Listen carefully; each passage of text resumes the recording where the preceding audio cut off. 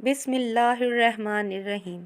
شروع کرتی ہوں اللہ کے بابرکت نام سے جو بڑا مہربان رحم کرنے والا ہے۔ تمام ناظرین کو نیلا وائس چینل کی طرف سے السلام علیکم۔ اللہ تعالیٰ سے دعا کرتی ہوں کہ اللہ آپ سب کو اور ہمیں اپنے حفظ و امان میں رکھے، آمین۔ آج کا واقعہ اپنے آپ میں بہت عجیب و غریب ہے۔ الفضائل لکھتے ہیں کہ جس وقت سعد بن ابی وقاص رضی اللہ تعالیٰ عنہ قادسیہ میں تھے، اسی دوران عمر فاروق رضی اللہ تعالیٰ عنہ نے ایک والا نامہ تحریر فرمایا جس میں یہ تاکید کی کہ انصاری رضی اللہ تعالیٰ عنہ کو عراق میں حلوان کے علاقے میں بھیج دو تاکہ وہ ارد گرد کے علاقے میں یلغار کرتے رہیں۔ چنانچہ سعد بن وقاص رضی اللہ تعالیٰ عنہ نے تعمیل حکم کے مطابق نزلہ انصاری کو 300 گھوڑ سواروں کے ساتھ بھیج دیا۔ یہ لوگ حلوان آ گئے اور آس پاس کے علاقے میں حملہ شروع کر دیا، جس کی وجہ سے ان لوگوں کو چند قیدی اور تھوڑا سا مال غنیمت ہاتھ آ گیا، تو یہ لوگ واپس ہونے لگے۔ اتنے میں عصر کا وقت ختم ہونے کے قریب ہو گیا اور سورج غروب ہونے لگا۔ نزلہ انصاری نے مال غنیمت اور قیدیوں کو پہاڑ کی چوٹی پر رکھنے کے لیے حکم دیا۔ پھر نزلہ انصاری نے کھڑے ہو کر اذان دی اور کہا کہ اللہ اکبر اللہ اکبر۔ تو پہاڑ سے ایک جواب دینے والے نے کہا کہ بھائی تم نے بہت اچھی اللہ کی بڑائی بیان کی۔ اتنے میں نزلہ انصاری نے کہا اشہد ان لا الہ الا اللہ۔ تو پھر کسی نے کہا اے نزلہ کتنا پرخلوص جملہ ہے۔ پھر نزلہ انصاری نے کہا اشہد ان محمد رسول اللہ۔ پھر کسی نے کہا محمد رسول اللہ تو وہ ہیں جس کے آنے کی خبر ہمیں حضرت عیسیٰ بن مریم نے دی تھی اور انہی کی امت کے آخر میں قیامت آئے گی۔ پھر نزلہ نے کہا حی علی الصلاۃ۔ پھر اس نے کہا کہ نماز کی جو شخص ادائیگی اور پابندی کرے گا اس کے لیے تو جنت کی بشارت ہے۔ نزلہ انصاری نے کہا حی علی الفلاح۔ تو اس نے کہا جو بھی اللہ کی منادی کا جواب دے وہ کامیاب رہے گا۔ پھر نزلہ انصاری نے کہا اللہ اکبر لا الہ الا اللہ۔ تو اس نے کہا اے نزلہ انصاری یہ کلمات جو تم نے اخلاق سے پکارے ہیں اس کی وجہ سے تم پر دوزخ کی آگ حرام کر دی ہے۔ جس وقت نزلہ انصاری رضی تعالیٰ عنہ اذان سے فارغ ہوئے تو فرمایا کہ خدا تم پر رحم کرے، آخر تم کون ہو؟ فرشتہ ہو، جن ہو یا اللہ کے بندوں کا کوئی قافلہ ہے جس کی ہم نے آواز سنی تو اپنی زیارت کراؤ، اس لیے کہ یہ وفد جناب خاتم النبیین محمد رسول اللہ صلی اللہ علیہ وسلم کے خلیفہ دوم عمر بن خطاب کا بھیجا ہوا ہے۔ اتنا کہنا تھا کہ پہاڑ شک ہوا۔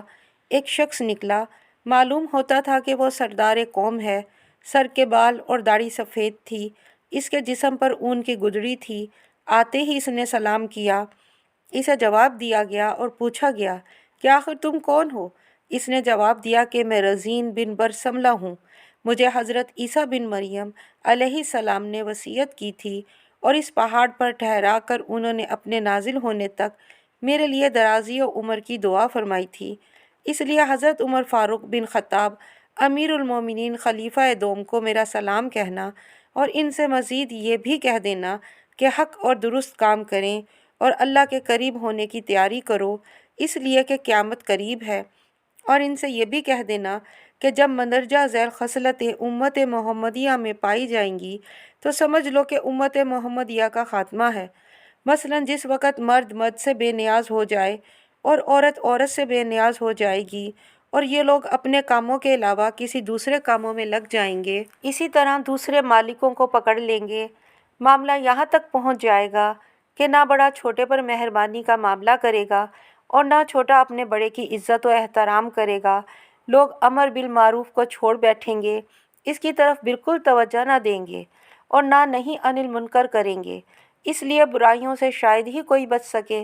علماء علوم کو محض دنیاوی اغراض کے لیے حاصل کریں گے، بارشیں گرم تر ہوا کریں گی، اولاد غضبناک ہوگی، لوگ مساجد کے منارے بلند ترین تعمیر کریں گے اور مصاحف قرآن کو پس پشت ڈال دیں گے، یعنی تلاوت وغیرہ نہ کریں گے، مساجد کو خوب مزین کریں گے، تعمیرات کو خوب مضبوط بنائیں گے، خواہشات کے اتباع کرنے لگیں گے، دین کو دنیا کے عوض فروخت کر دیں گے، صلہ رحمی کو قطع کریں گے، احکام خداوندی کی خلاف ورزی کریں گے، سود کھائیں گے، مالدار کو عزت ملے گی اور غریب کو ذلت۔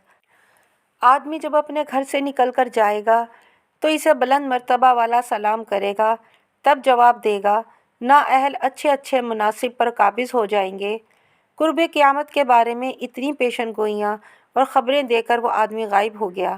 یہ تمام واقعہ نزلہ انصاری رضی اللہ تعالیٰ عنہ نے حضرت سعد بن ابی وقاص رضی اللہ تعالیٰ عنہ کو تحریر فرمایا۔ پھر انہوں نے امیر المومنین عمر فاروق رضی اللہ تعالیٰ عنہ کو اطلاع دی۔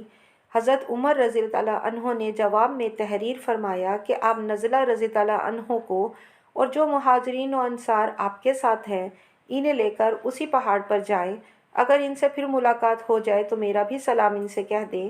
ہدایت کے مطابق حضرت سعد بن ابی وقاص رضی اللہ تعالیٰ عنہ چل پڑے۔ آپ کے ساتھ اس وقت 4000 مہاجرین و انصار اپنے بچوں سمیت تھے۔ جب یہ لوگ اس پہاڑ پر پہنچے اور 40 دن تک قیام فرمایا اور اذان دیتے رہے، لیکن کوئی جواب نہیں ملا۔ یہ سارا ماجرا لکھ کر حضرت امیر المومنین سیدنا عمر فاروق رضی اللہ تعالیٰ عنہ کی خدمت میں ارسال کر دیا گیا۔ ناظرین، آخر میں یہی کہوں گی کہ یہ واقعہ جو سینہ بسینہ چلے آ رہے ہیں، یہ رہتی دنیا تک ہم سب انسانوں کی اصلاح کے لیے ہیں۔ اللہ سے دعا کرتی ہوں کہ اے اللہ ہم کو دنیا سے اسلام پر اٹھا نیک بندوں کے ساتھ ملا دے، نہ رسوا ہوں نہ ان میں سے ہوں جو فتنے میں مبتلا ہوئے۔ اللہ حافظ۔